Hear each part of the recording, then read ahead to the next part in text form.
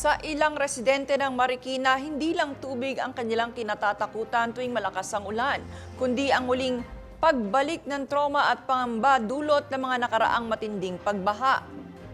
Gaano na nga ba kahanda ang Marikina ngayon at sa kabila ng mga pagbabago, bakit may ilang residente pa rin hindi mapanatag? Tinutukan niya ni Judea Bernardo. Trauma at pangamba na muling pasukin ng baha ang kanilang mga kabahayan at kalaunan, pati na rin ang kanilang mga tahimik na buhay. Ngayong ramdam ang sama ng panahon. Ito ang hinaing ng ilang mga residente dito sa Marikina City. Ang barometro, itong Marikina River, kung saan hindi na bago ang rumaragasang tubig. Sa kasaysayan kasi ng Marikina, kapag tumaas ang tubig, hindi na lamang kalsada at mga kabahayan ang lumulubog. Posibleng kasama na rin dyan ang tiwala ng publiko na may handang rumusponde at tumulong sa kanila sa oras ng kalamidad.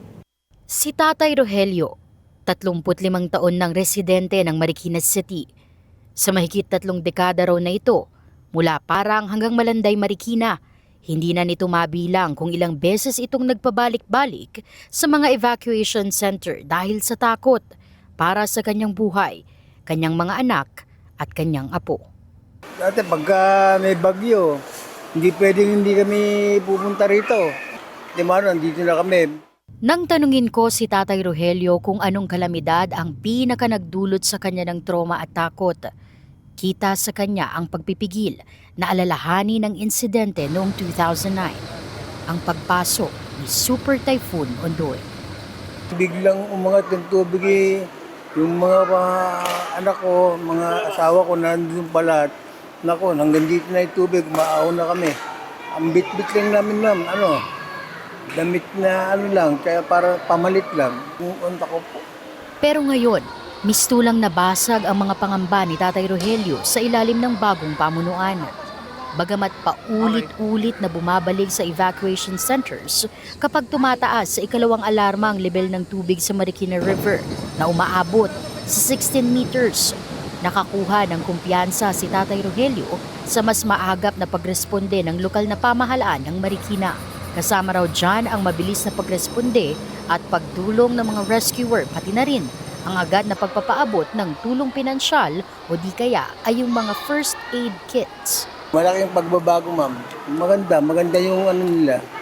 Sa likod naman ng mabilis na pagresponde, nandyan si Joseph Wanazo, kasama ang 45 pang volunteer para sa Marikina Batang Pulis, kung saan 17 rito ang youth members.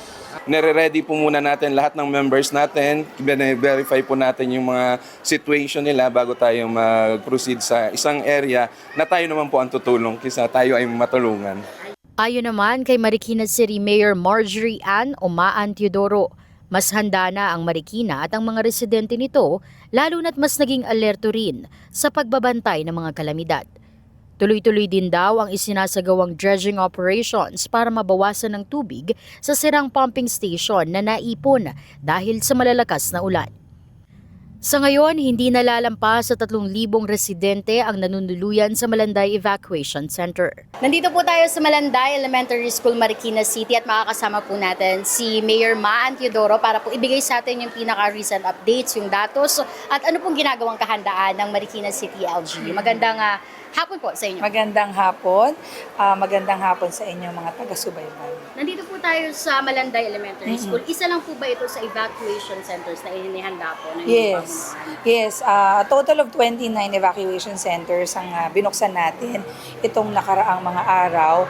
And itong Malanday Elementary School is one of the primary evacuation centers kasi ito'y malapit dito sa barangay, nasa barangay Malanday siya kung saan meron tayong low-lying areas. No? Right now, ang Marikina naman talaga, sanay na naman kami sa mga ganitong challenges. Ano? Sabi ko nga, we are not flood-proof, but we are flood resilient. No? Pinagdaanan namin ng maraming ganitong pangyayari. Pero as we, siguro, as the years pass by, nakikita namin yung mas dadagdagan pa namin, mas aayusin pa namin yung pagmamanage ng mga drainage systems natin at yung dredging na ginawa natin sa ating ilog talagang nagpe-pay off ngayon. Bagaman may progreso, hindi naman maiwasan na may ilang residenteng hindi pa rin nakontento sa hakbangin ng pamahalaan. Para kasi sa kanila, hanggat may baha at aberya sa ilang infrastruktura, hindi agad mawawala ang kanilang takot sa kalamidad. Lalo na raw nang magsulputan ng issue sa flood control scheme, kung saan marami na ngayon ang naniniwala na kaya naman sanang iwasan ang sakuna kung nagamit lang sa tama ang kaban ng bayan.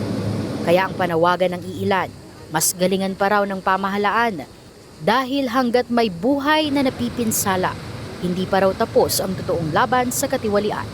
Mula rito sa Marikina City, ako po si Judea Bernardo para sa DA TV News. Maraming salamat, Judea Bernardo.